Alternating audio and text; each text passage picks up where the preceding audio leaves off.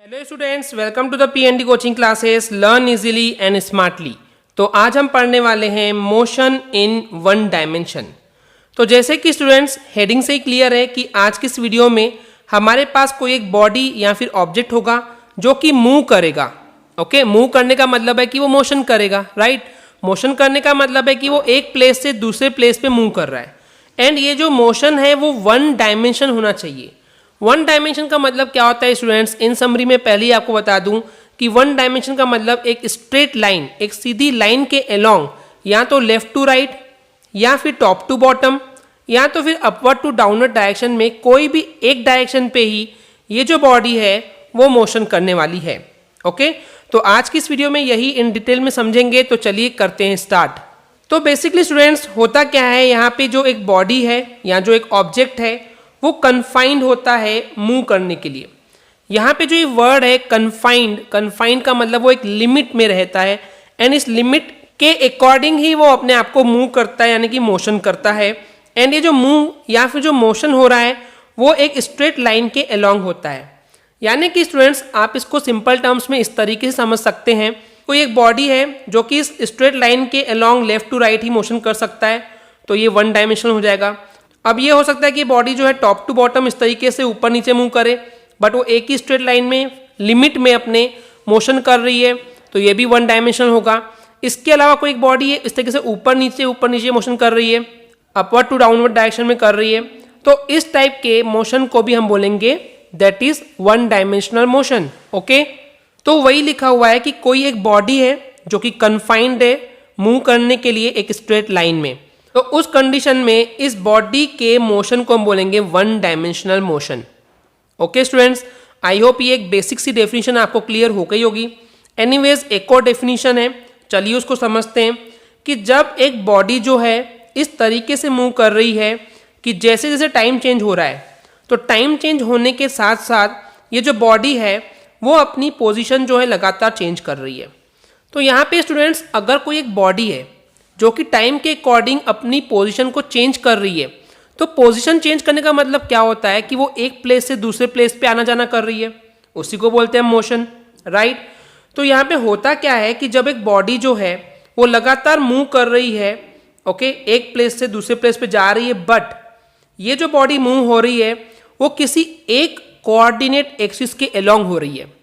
अब यहाँ पे स्टूडेंट्स जो हमने ये वर्ड यूज किए हैं कि एक कोऑर्डिनेट एक्सिस के अलोंग मूव हो रही है, तो एक कोऑर्डिनेट एक्सिस का मतलब या तो वो एक्स एक्सिस के अलोंग मूव करेगी, या तो वो वाई एक्सिस के अलोंग मूव करेगी, या फिर वो जेड एक्सिस के अलोंग मूव करेगी। इतना क्लियर है।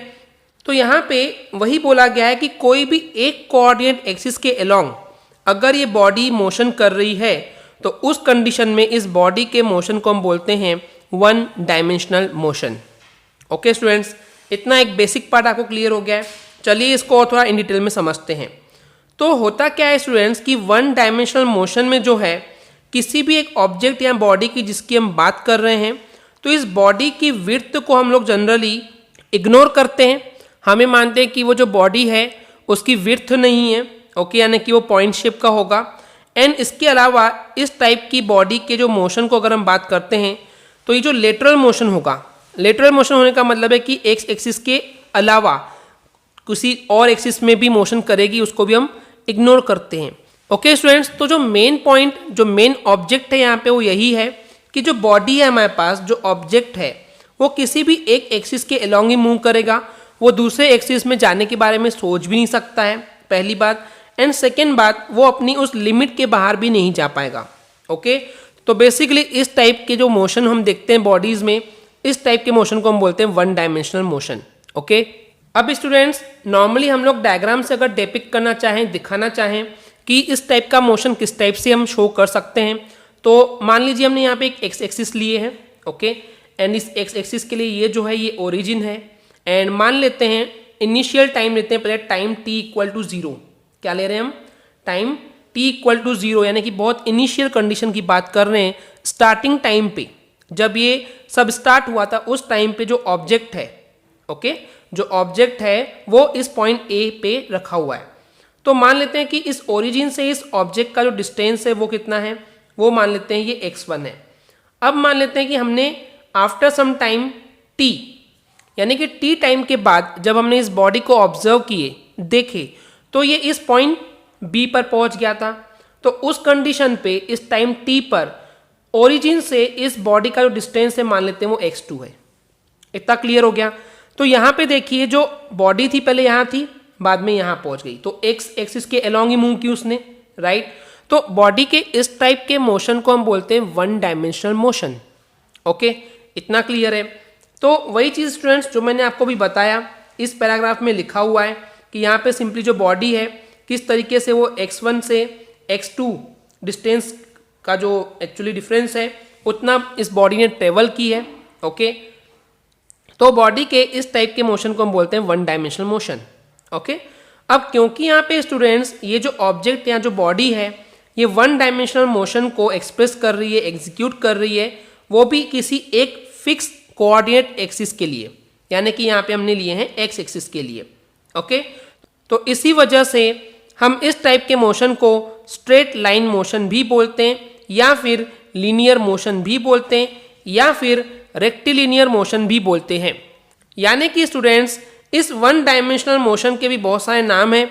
अगर एग्जाम में किसी और नाम से आता है, जैसे कि मान लीजिए बोल दिया उसने कि लीनियर मोशन क्या है, स्ट्रेट लाइन मोशन क्या है, रेक्टिलिनियर मोशन क्या है, या फिर वन डायमेंशनल मोशन क्या है, तो उन सभी के लिए आपको आंसर में यही लिखना होगा जो अभी हमने डिस्कस किए। ओके, अब एट द एंड हम लोग इसके एग्जाम्पल को लेकर के बात करते हैं कि एक्चुअली किस टाइप का जो मोशन है रियलिस्टिक लाइफ में जो कि वन डायमेंशनल मोशन होता है। तो मैं आपको बता दूं कि जैसे आपने रेलवे ट्रैक पे एक ट्रेन को मूव करते हुए देखा हुआ है, तो आपने कभी ये ऑब्जर्व किया कि वो अपनी लिमिट के बाहर ट्रेन कभी भी कहीं भी चल रही है?